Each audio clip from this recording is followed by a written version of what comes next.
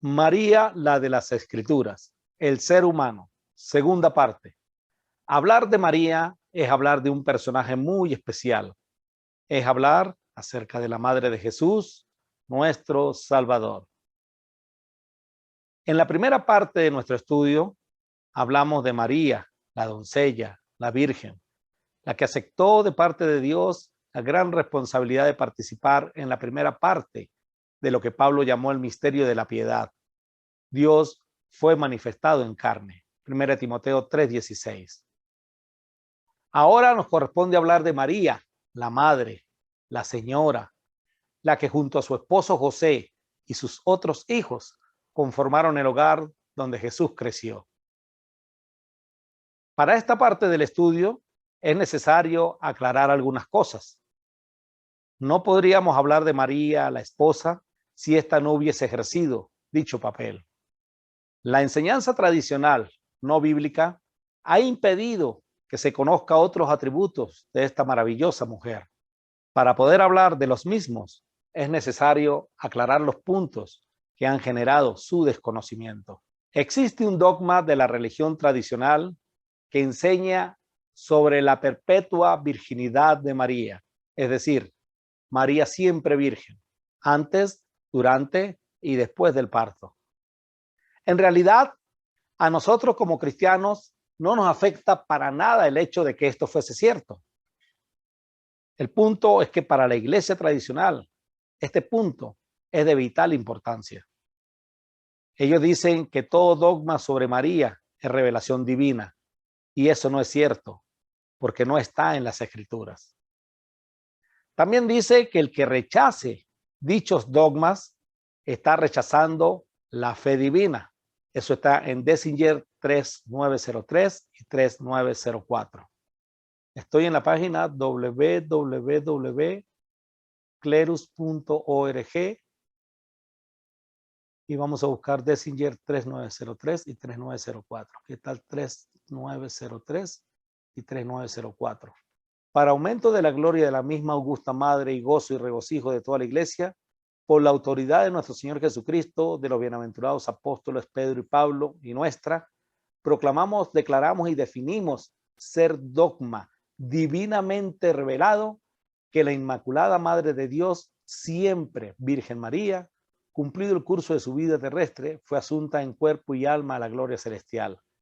Y el 3904 dice: por eso, si alguno, lo que Dios no permita, se atreviese a negar o voluntariamente poner en duda lo que por nos ha sido definido, sepa que se ha apartado totalmente de la fe divina y católica. Pero como este estudio es sobre María, la de las Escrituras, no hablaré en profundidad sobre esos dogmas. Por lo pronto, sigamos estudiando a María, el ser humano, pero aún así debemos aclarar algunos puntos que son de mucha importancia. El dogma de la virginidad perpetua de María no es un dogma divino. Al contrario, va en desacuerdo con las Escrituras. María, virgen antes del parto, sin ningún lugar a dudas. María cumple con la profecía de Isaías capítulo 7, versículo 14. Lo analizamos durante los estudios sobre José y María en la primera parte. Estudios que usted puede encontrar en mi página de YouTube. Aquí tenemos los dos videos. María, la de las Escrituras, primera parte, y José, el ser humano. En esos dos videos se puede encontrar, estudiar con detenimiento esta primera parte donde María es virgen antes del parto.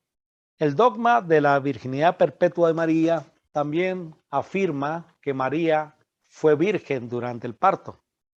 Y lo que las Escrituras nos dice es que María no fue virgen durante el parto. Como estudiamos en la lección anterior, en esos dos videos que usted puede ver en mi canal de YouTube, María dio a luz a Jesús en un parto natural, sin asistencia médica ni tecnológica. Al menos las Escrituras no dicen lo contrario. María cumplió los ritos de purificación señalados para la mujer que da a luz un hijo varón, señalado en Lucas capítulo 2, versículo 22 al 24. Y esto se hacía precisamente por la sangre que fluía de la mujer luego de que diera a luz. Pero ella permanecerá 33 días más purificándose de su sangre, su purificación. Levítico capítulo 12, versículo 4 en la versión Jerusalén. Esto también lo hablamos con detalle en los videos anteriores, en la lección anterior de María en la primera parte. Así que María no es virgen durante el parto. Lamentablemente he escuchado sacerdotes católicos que explican el parto de María siguiendo las enseñanzas de ciertos libros apócrifos, como el Protoevangelio de Santiago, capítulo 19, versículo 2, quienes indican que Jesús salió del vientre de María como un rayo de luz, sin tocar su virginidad. Y para tratar de buscar sustento bíblico, alegan que de la misma manera que Jesús traspasó las paredes cuando se presentó a los discípulos en Juan capítulo 20, versículo 19, también traspasó los genitales de María. Por lo pronto veamos qué dice Juan 20, 19. Cuando llegó la noche de aquel mismo día, el primero de la semana, estando las puertas cerradas en el lugar donde los discípulos estaban reunidos por miedo de los judíos, vino Jesús y puesto en medio les dijo, paz a vosotros. Y en el versículo 26 dice, 8 días después estaban otra vez sus discípulos dentro y con ellos Tomás. Llegó Jesús estando las puertas cerradas y se puso en medio de ellos y les dijo, paz a vosotros. Esto sucedió después de la resurrección de Cristo. Ciertamente Jesús de una u otra manera entró al sitio donde estaban ellos con las puertas cerradas y apareció en medio de ellos. Pudo haber atravesado las puertas, vino Jesús y se puso en medio de ellos. El apóstol Pablo, en 1 Corintios capítulo 15, nos habla acerca de la resurrección de los muertos. En su exposición habla acerca de la resurrección de Cristo.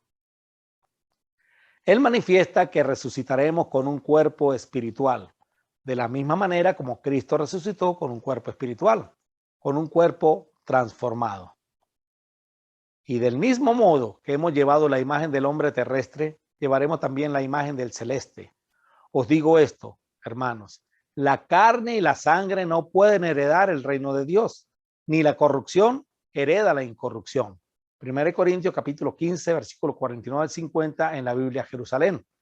El cuerpo de Cristo, que traspasó las paredes, que se puso en medio de ellos, estando todo cerrado, era un cuerpo espiritual o celestial. Era el cuerpo después de la resurrección, donde no había carne al estilo de la que tenemos ahora, corruptible, y donde ciertamente no había sangre. El apóstol acabó de decir que la carne y la sangre no pueden heredar el reino de Dios. El punto es que el cuerpo del bebé Jesús, el que se formó en el vientre de María, sí era de carne y sangre. La Biblia nos dice en Hebreos capítulo 2, versículo 14, así que por cuanto los hijos participaron de carne y sangre, él también participó de lo mismo, para destruir por medio de la muerte al que tenía el imperio de la muerte, esto es, al diablo. Ahí radica la primera parte del misterio de la piedad. Dios se hizo carne, por lo que el sustento bíblico utilizado por estos sacerdotes no es correcto. No es correcto decir que de la manera como Jesús traspasó las paredes, de esa misma manera pudo haber traspasado los genitales de María. Son dos cuerpos totalmente diferentes. Al contrario, decir que Jesús no nació en forma de carne es ir en contra de las Escrituras. Juan 1:14 dice, y el verbo se hizo carne. 1 Timoteo 3:16 que acabamos de leer en el misterio de la piedad. Jesús se hizo carne.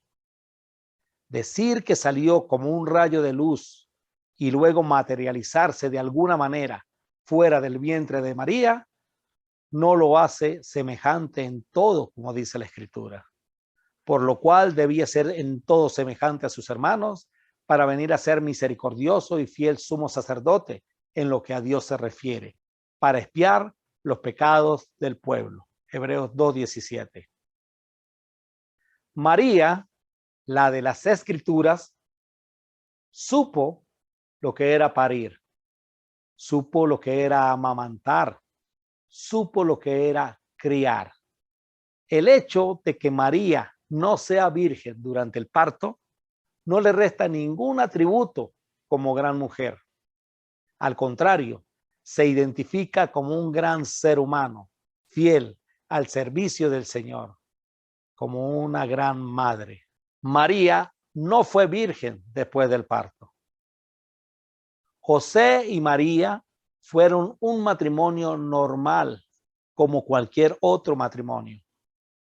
Fueron marido y mujer, respetando a la institución divina creada por Dios. Génesis capítulo 2, versículo 24. Y manteniendo la honra del matrimonio. Hebreos 13:5. José la conservó virgen hasta que dio a luz un hijo y le puso por nombre Jesús. Mateo 1:25 en la Biblia de las Américas.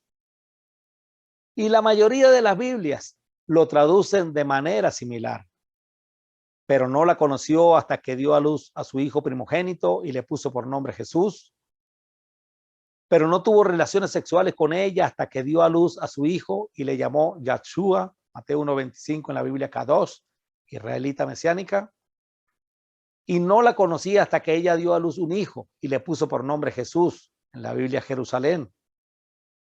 Pero no tuvo relaciones sexuales con ella hasta después de que ella dio a luz un hijo. José le puso por nombre Jesús, Mateo 1:25 en la palabra de Dios para todos. Pero la tradición, por mantener el dogma, enseña que este versículo no quiere decir eso. Se equivocaron todas las traducciones, según ellos. José y María engendraron otros hijos. Aconteció que cuando terminó Jesús estas parábolas, se fue de allí y venido a su tierra les enseñaba en la sinagoga de ellos de tal manera que se maravillaban y decían: ¿de dónde tiene esta sabiduría y estos milagros? ¿No es este el hijo del carpintero? ¿No se llama su madre María y sus hermanos Jacobo, José, Simón y Judas? ¿No están todas sus hermanas con nosotros? ¿De dónde pues tiene todas estas cosas? Y se escandalizaban de él. Pero Jesús les dijo: no hay profeta sin honra, sino en su propia tierra y en su casa. Y no hizo allí muchos milagros a causa de la incredulidad de ellos. Mateo capítulo 13, versículos 53 al 58, Reina Valera. Vamos a comenzar a analizar estos textos. Dice el 13:54, y venido a su tierra, les enseñaba en la sinagoga de ellos, de tal manera que se maravillaban y decían: ¿de dónde tiene esta sabiduría y estos milagros? La tierra, su tierra, era Nazaret, donde se había criado. La Biblia dice en Lucas 4:16, la primera parte, llegó a Nazaret, donde se había criado. ¿De dónde tiene esta sabiduría y estos milagros? Se preguntaban, porque lo conocían, porque se había criado con ellos. ¿No es este el hijo del carpintero? ¿No se llama su madre María y sus hermanos Jacobo, José, Simón y Judas? Mateo 13:55. Los que quieren mantener el dogma de la virginidad perpetua de María, al encontrarse con este versículo, alegan por lo menos dos cosas. La primera, que los hermanos que se mencionan aquí eran hijos de José en un matrimonio anterior. José enviudó y siendo ya anciano, y María no pudiendo estar más en el templo por causa de su desarrollo, se casó con José y éste prometió no tocarla. ¿Dónde está eso? En los evangelios apócrifos. Está en el protoevangelio de Santiago, en el capítulo 9, versículo 2, en la historia de José el carpintero, capítulo 2, capítulo 3 y capítulo 4, y en el evangelio apócrifo de Pedro. Por lo que estos hermanos que menciona Mateo 13:55 eran medio hermanos de crianza de Jesús, es decir, eran hijos de José, pero no eran hijos de María. Epifanio, alrededor del año 380, la era cristiana, argumentó que eran hijos de José, mas no de María. Vale la pena destacar que el protoevangelio de Santiago es el mismo que usan algunos sacerdotes y religiosos para enfatizar el parto virginal de María. Eso está en el protoevangelio de Santiago, capítulo 19, versículo 2. El segundo argumento que alegan los que quieren mantener la virginidad perpetua de María, los que quieren mantener ese dogma, es que la palabra griega adelphos o la palabra hebrea ajá, traducida por hermanos, es la misma palabra que es traducida para parientes, como sobrinos o primos. Por lo que los hermanos que aquí se nombran no eran hijos del matrimonio José y María, sino parientes de segundo grado. Este segundo argumento ni siquiera habla que eran hijos de José en un matrimonio anterior, sino que eran parientes, que eran sobrinos o primos. Ciertamente, el uso de la palabra griega adelphos o de la hebrea ahab se le puede dar o se puede traducir como parientes, como sobrinos o primos. Ese es el uso que se le puede dar a ambas palabras. Jerónimo, quien vivió del año 347 al año 420 en la era cristiana, en su defensa llamada La virginidad perpetua de la Santísima María contra Elvidius, capítulos 15 y 16, sugirió que eran primos del Señor. Entonces tenemos por lo menos dos representantes que hablan, o bien sea Epifanio, que está de acuerdo con el argumento de que eran hijos de José de un matrimonio anterior, o Jerónimo, que está de acuerdo con el argumento de que eran parientes, de que eran primos. El punto es que ni ellos, es decir, los que quieren mantener el dogma de la virginidad perpetua de María, ni ellos mismos se ponen de acuerdo. Por fin, ¿eran primos o eran hermanastros de Jesús, hijos de José en un matrimonio anterior? La motivación para adoptar esta nueva visión en ese momento, estamos hablando del siglo IV de la era cristiana, era el concepto creciente de la virginidad perpetua de María como una señal de verdadera santidad. Había que buscar la manera y los argumentos para ir exaltando a María, para ir dándole el puesto que no le da las escrituras, pero que lamentablemente comienzan ellos a dárselo. Nosotros, como discípulos de Jesús, sabemos que para nada es necesario tal enseñanza. Amamos y respetamos a María por lo que verdaderamente fue, por María, la de las Escrituras.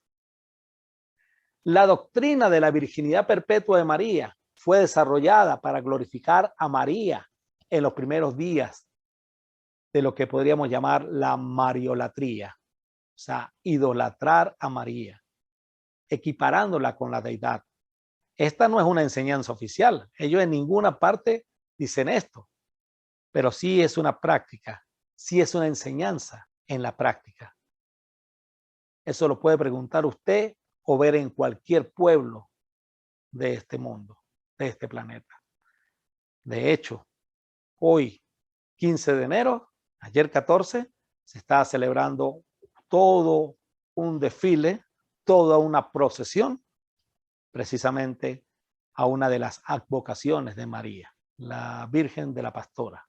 El dogma sobre la virginidad perpetua de María comenzó a hacerse oficial en el Segundo Concilio de Constantinopla, en el año 553, donde se le otorgó a María el título de siempre virgen.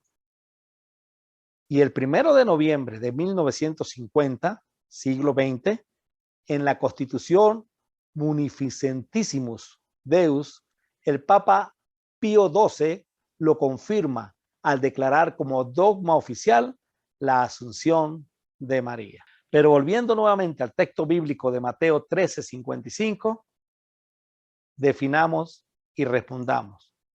Estas personas que se nombran ahí, ¿qué eran de Jesús? ¿Eran hermanos? ¿Eran hermanastros? ¿O eran primos? Veamos qué dice el texto.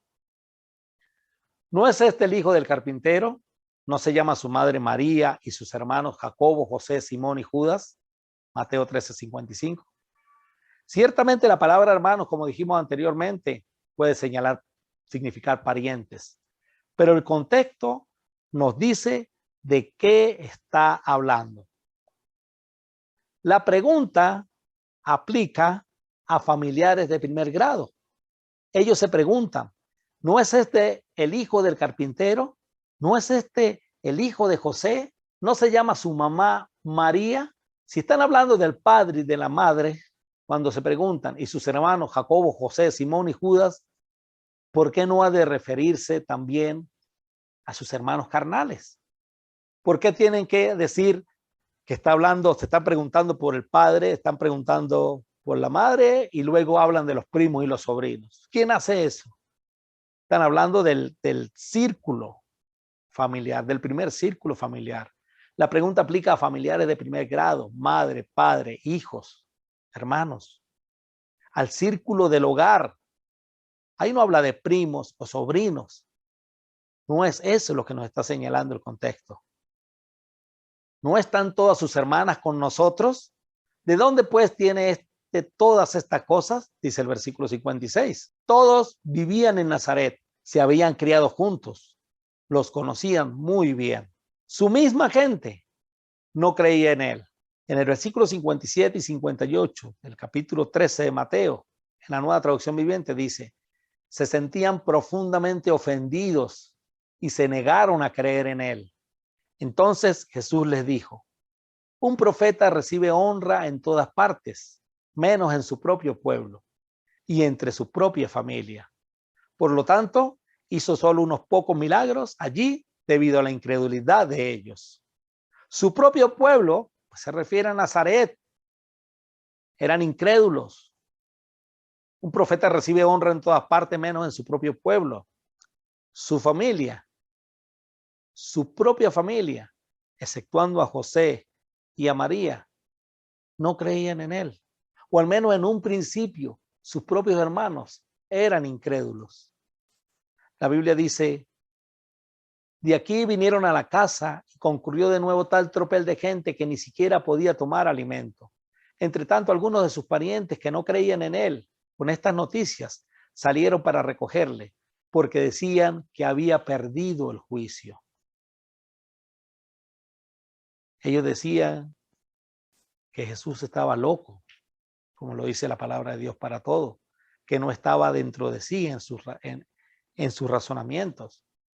No creían lo que Jesús enseñaba. En Juan capítulo 7, versículo 3 al 5. Y le dijeron sus hermanos, sal de aquí de Galilea y vete a Judea para que también tus discípulos vean las obras que haces. Porque ninguno que procura darse a conocer hace algo en secreto. Si estas cosas haces, manifiéstate al mundo. Porque ni aun sus hermanos creían en él. Pensaban que estaba fuera de sí. Repito, María y José sí sabían quién era Jesús. Para este tiempo ya José no estaba, pero María sí sabía quién era Jesús. Pero sus hermanos creían que estaba fuera de sí, no creían en él. Igual que la gente en Nazaret, igual que la gente en su pueblo. Pero María siempre se mantuvo fiel, al pie del cañón, como dicen por ahí.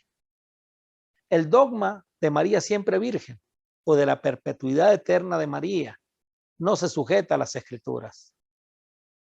María fue virgen antes del parto, sin ningún lugar a dudas. María parió a Jesús.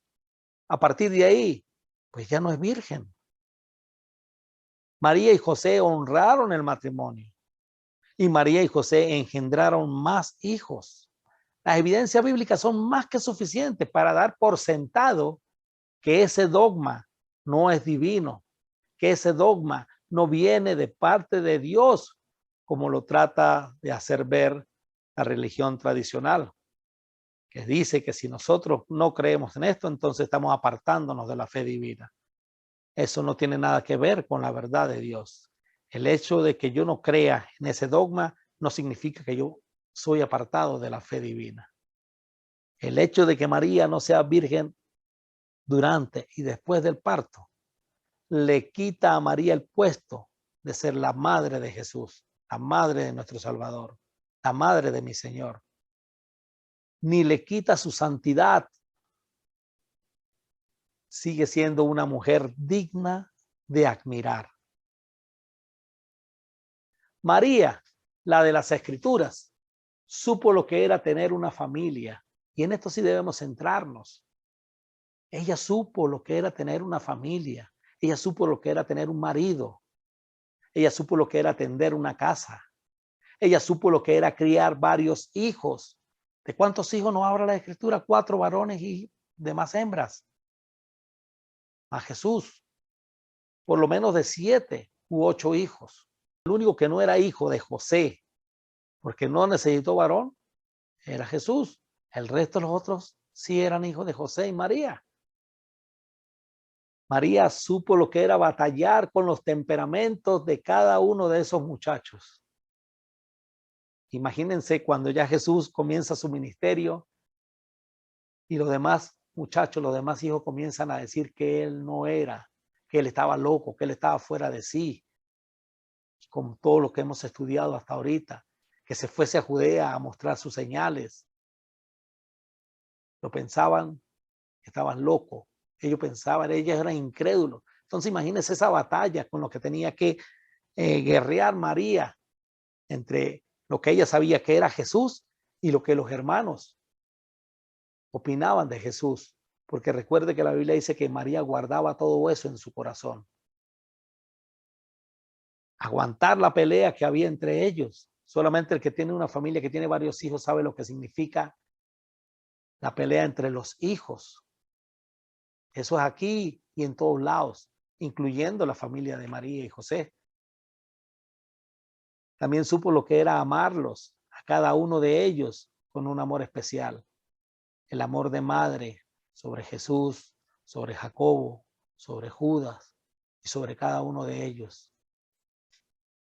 María siempre guardando en su corazón que en su hijo mayor, en Jesús, en su primogénito, se iba a cumplir las palabras dichas por Simeón. Entonces Simeón le dio su bendición y le dijo a María, la madre del bebé, este niño está destinado a provocar la caída de muchos en Israel, pero también será la alegría de muchos otros. Fue enviado como una señal de Dios, pero muchos se le opondrán, incluyendo sus propios hermanos. Lucas capítulo 2, versículo 34, una traducción viviente. María fue testigo del ministerio de su hijo. Aunque sus hermanos no lo apoyaban, ella siempre estuvo firme, acompañándolo. Estuvo en el comienzo de su ministerio en las bodas de Caná, en Juan capítulo 2. Y ella sabía quién era su hijo. Y en esa ocasión le manifestó a ellos: haced todo lo que os dijere. Juan capítulo 2, versículo 5. Ojalá esta frase y esta instrucción de María la reconocieran todos aquellos que son marianos. Haced todo lo que Cristo dijere. María estuvo presente en la crucifixión de su hijo. Estaban de pie junto a la cruz la madre de Jesús, la hermana de su madre, María, la esposa de Cleofas, y María Magdalena. Cuando Jesús vio a su madre al lado del discípulo que él amaba, le dijo: apreciada mujer, ahí tienes a tu hijo. Y al discípulo le dijo: ahí tienes a tu madre. Y a partir de entonces, ese discípulo la llevó a vivir a su casa. Juan capítulo 19, versículo 25 al 27 en la Nueva Traducción Viviente. En una ocasión en que Jesús estaba enseñando, ocurrió lo siguiente. Luego la madre y los hermanos de Jesús vinieron a verlo. Se quedaron afuera y le mandaron a decir que saliera para hablar con ellos. Había una multitud sentada alrededor de Jesús y alguien dijo: tu madre y tus hermanos están afuera y te llaman. Jesús respondió: ¿quién es mi madre? ¿Quiénes son mis hermanos? Entonces miró a los que estaban a su alrededor y dijo: miren, estos son mi madre y mis hermanos. Todo el que hace la voluntad de Dios es mi hermano y mi hermana y mi madre. Marcos 3, 31 al 35 en la Nueva Traducción Viviente. Para Jesús es más importante su familia espiritual que su propia familia carnal, sin dejar de amar a esta última. Cuando Jesús vio a su madre al lado del discípulo que él amaba, es decir, a Juan, le dijo: apreciada mujer, ahí tienes a tu hijo. Y al discípulo, a Juan, le dijo: ahí tienes a tu madre. Y a partir de entonces ese discípulo la llevó a vivir a su casa. Prefirió dejar a su madre al cuidado de uno de sus discípulos que de sus hermanos. La Pascua era una cena familiar. ¿Con quién tomó Jesús su última Pascua? Pues con los discípulos. Puede leer Lucas capítulo 22, versículo 14 al 15, con los apóstoles. Ni siquiera con su madre estaba ahí en la fiesta de Pascua, en la última Pascua que hizo Jesús. Ni siquiera María estuvo ahí. Estuvo Jesús con sus apóstoles. Para Jesús la familia era la iglesia. Para Jesús la familia es la iglesia. Hasta el día de su crucifixión pareciera que ninguno de sus hermanos había creído en él. Pero luego, en la resurrección, Jacobo, Santiago, uno de los hermanos de Jesús, fue testigo de la resurrección de Cristo. Según 1 Corintios 15:7, Jesús se le apareció a Jacobo. No hay duda de que él compartió lo que vio con el resto de sus hermanos, José, Simón y Judas, y con sus hermanas. De estos 4 hermanos varones, Jacobo, que es el mismo Santiago, y Judas. Jacobo llegó a ser anciano de la iglesia en Jerusalén y fue el escritor de la carta de Santiago. Judas llegó a ser un baluarte también en la iglesia y fue el escritor de la carta de Judas. De sus hermanas no sabemos nada. Del resto de sus hermanos, pues tampoco aparece nada en las escrituras. No hay texto bíblico que señale que María haya visto a Jesús resucitado, pero tampoco hay texto bíblico que lo niegue. Podría estar entre las distintas apariciones que hizo, según 1 Corintios 15:6. Si se le apareció una gran cantidad de gente, ¿por qué dudar de que se le haya aparecido a María? En Hechos, capítulo 10, versículo 40, el apóstol Pedro dice: a este levantó Dios al tercer día e hizo que se manifestase, no a todo el pueblo, sino a los testigos que Dios había ordenado de antemano, a nosotros que comimos y bebimos con él después que resucitó de los muertos. ¿Por qué dudar entonces que María no estaba entre esa gente a la cual el Señor había ordenado de antemano? La última vez que vemos nombrar a María en la Biblia está en Hechos capítulo 1, versículo 14. Todos estos perseveraban unánimes en oración y ruego con las mujeres y con María, la madre de Jesús, y con sus hermanos. En esta reunión, en Hechos capítulo 1, estaban perseverando unánimes en oración y ruego los apóstoles, las mujeres, incluyendo a María, la madre de Jesús, e incluyendo a los hermanos de Jesús, ya convertidos al cristianismo. ¿Y después qué pasó? Pues Hechos 1:14, como dije, es la última vez que se menciona a María. ¿Qué fue de María después? Según la tradición, Juan se la llevó consigo, tal como Jesús se lo pidió. Pudo haber vivido en Éfeso. Lo cierto es que 14 años después de la muerte de Cristo, Juan Damasceno narra la muerte de María. Entonces María, la de las Escrituras, el ser humano, es una mujer digna de imitar. No hay que añadirle dogmas para hacerla más santa. Fue partícipe del misterio de la encarnación de Cristo, del misterio de la piedad. Tuvo en su vientre a Jesús, parió a Jesús, crió a Jesús, amamantó a Jesús, sufrió con Jesús, se gozó con Jesús y fue redimida de igual manera con la sangre de Jesús. El cristiano verdadero no necesita de un dogma inventado por el ser humano, por el hombre, para creer que María es un ser muy especial. Que Dios le bendiga.